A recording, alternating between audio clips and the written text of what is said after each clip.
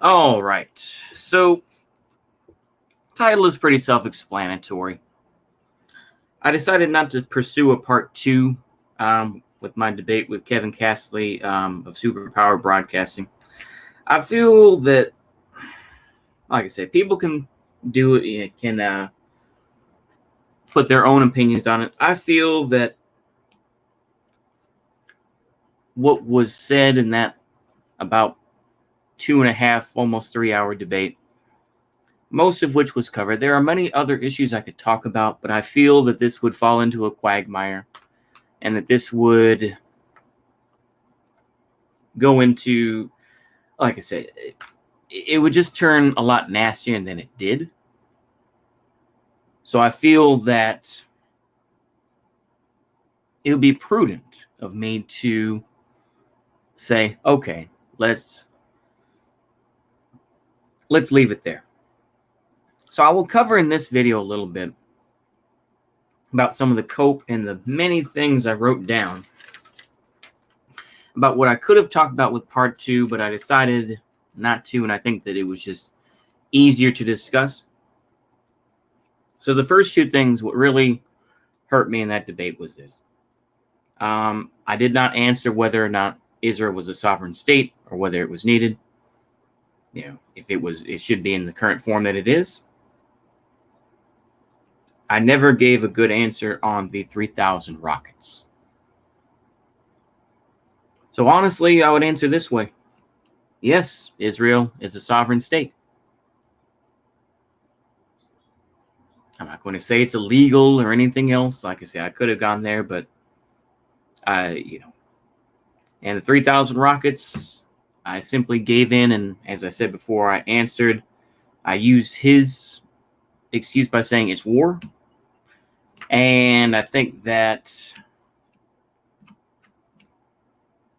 it was just lazy. But yeah, so these are just a mix of critiques and things I could have talked about, but I feel that wouldn't have really gotten anywhere. So I'm going to go ahead and list these out. That way you can just take it for what it is. Or maybe say, well, you could have talked about this, or, oh, damn, I wish you had done part two. But I feel I'm going to cut my losses, I think is the proper term. So let's talk about the crimes, or less crimes of Zionism. Because I talked about the King David Hotel. I talked about Dair Yassin. I talked a little bit about Maya Kahana. I almost talked about Baruch Goldstein. But I felt that it was a little much. And then, of course, I brought up, of course, the random point about the Ethiopian Jews being sterilized. That was just something I pulled out of my butt. I'll be honest. I'm trying to be honest. I'm trying to be good faith here and try to admit my mistakes. I was going to try to be clever and say, tear down this wall, talking about the wall separating Israelis and Palestinians. And I was going to try to make reference to Reagan in that case. I could have talked about at the end that these Muslim groups, he talked about Hamas, which started in 1987, at least as he said. I think that Hamas probably has links. You also have the PLO and Fatah, which existed probably in the 1960s, I would say. The fact that Hezbollah was a reaction to Israel's invasion of southern Lebanon. And of course, not the first time. They did it again in 2006. I was going to say, find info on Israel leaving the U.S. sphere of influence. I mentioned this because of Rudy Rochman, or Rochman, however you can pronounce it, and his kind of silly little debate, quote unquote, with a gentleman who worked for the a Washington Israel think tank. Now, I wanted to see if there is more information about that. I could have talked about that more. I could talk more about Neturei Karta. But I feel that, like I say, I was trying to stay good faith. At least in my opinion, I felt I was. And not talk about religion versus ethnicity. And I think that I wasn't getting anywhere on that. So I felt that it was kind of a moot point. But I could have talked about Neturei Karta and how they feel.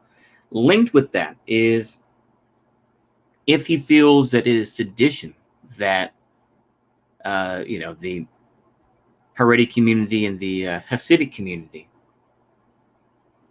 and other Orthodox Jews did not join the IDF, that it was sedition, that if they were put in jail or something else, then this would simply reinforce Neturei Karta's position. Okay. What else do I have down here? All right. So I have, does Israel represent the Jewish people? Because I would argue that there are some Jews around the world who say, no, it does not represent the Jewish people. This is something that they use to try to portray themselves, but it all depends on who you talk to. And that kind of links with the idea of maybe talking about people like, the self-hating Jews and people like, I'm trying to think of his name now. It feels, holy crap. Hold on.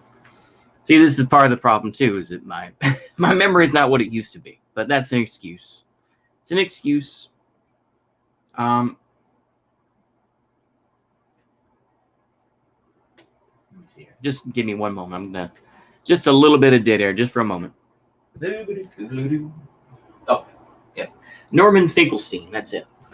Norman Finkelstein, and talked about his, even though that his family was killed in the Shoah,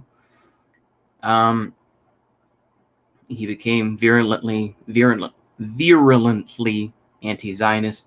I could have also talked, of course, about the fact that Aaron Mate and Max Blumenthal are both Jewish as well.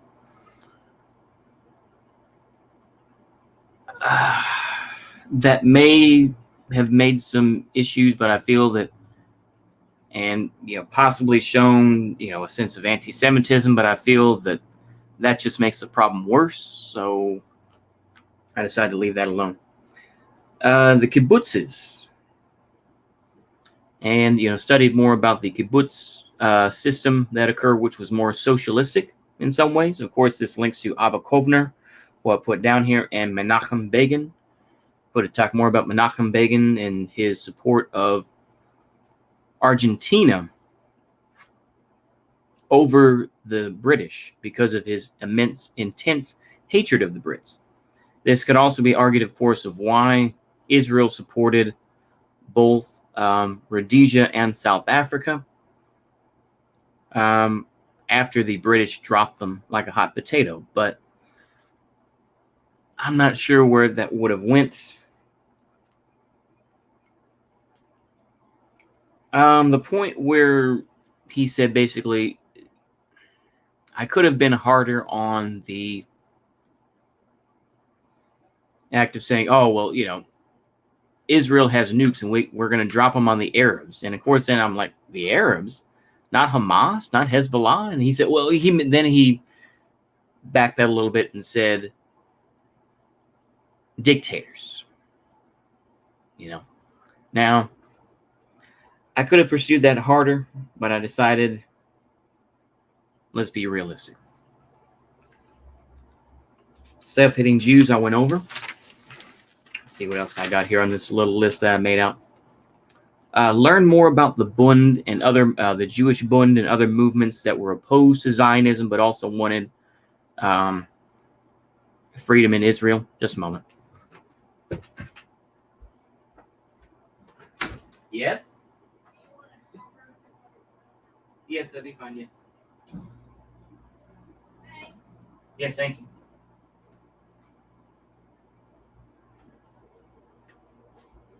All right. Editing down. I could have also brought up the Jewish Oblast in the Soviet Union, and also maybe the Jewish Anti-Fascist League, led by Ilya Ehrenberg, regardless of how bad it turned out after the end of the Second World War. for most,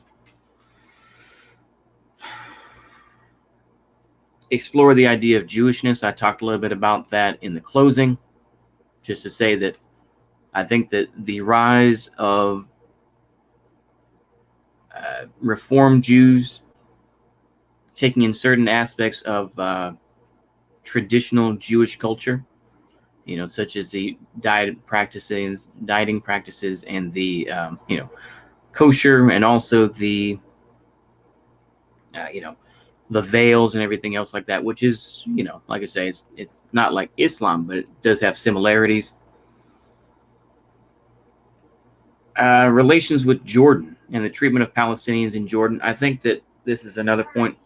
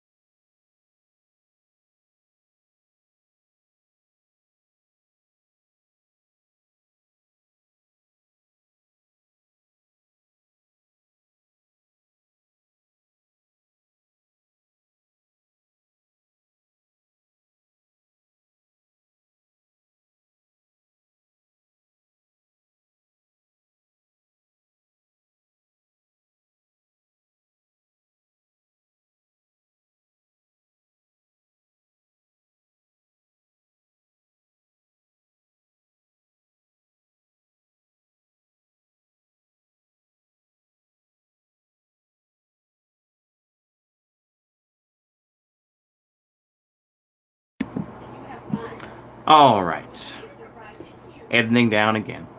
More editing.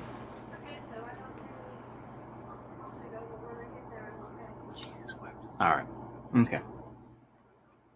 I was going to say relations with Jordan and the treatment of Palestinians in Jordan, because I think that this is an issue. Like I say, Palestinians in Jordan are not well treated, even though you would think, oh, well, they're all Arabic countries, and this kind of brings more to the point of Arabic countries are not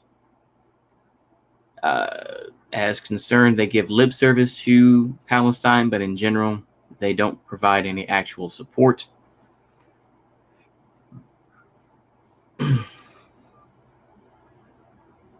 In his talk about, that the IDF should basically take over the Gaza Strip and to, I guess, de-radicalize people.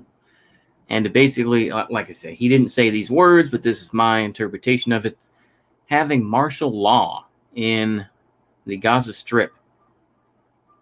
And I said, should the Palestinians renounce Islam? I don't know if that would be in good faith or bad. Let's see here. I would say why. I would ask Kevin this: Why do you think more people support Palestine over Israel today, or what do you think changed? Now, I imagine to a point he would say, well, the Russians fund BLM, and BDS is ultimately a terrorist group, this and that. We just need to get better presidents, basically. I think that's where that would go, I'm assuming. I sit here, compare American Jews to Ethiopian Jews. I kind of talked about the point with sterilization, but this kind of goes back to the riots that have occurred in Israel due to race.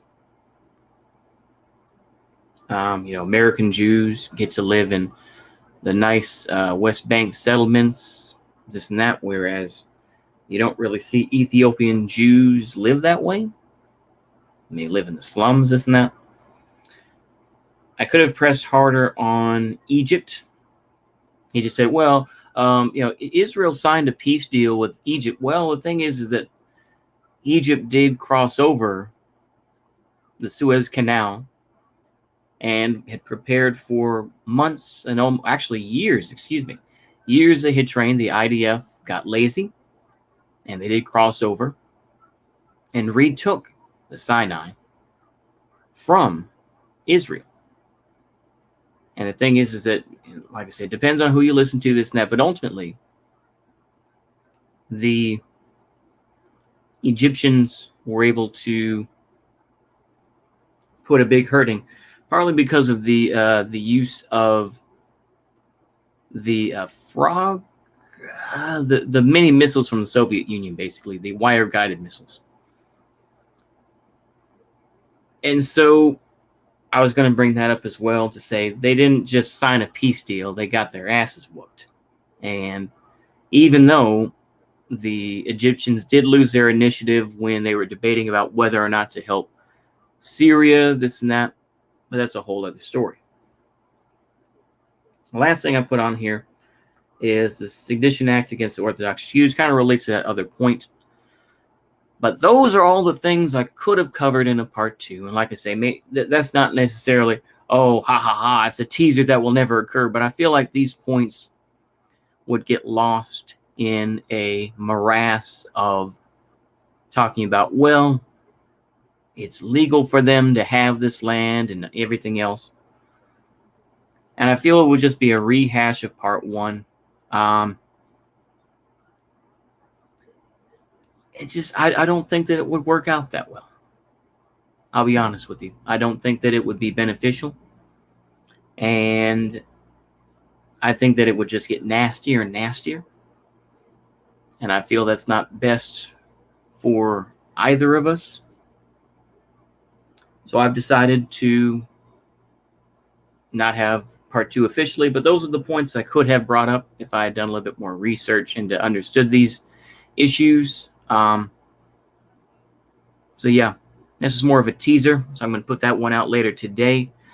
I'm going to see if the VOD is able to download here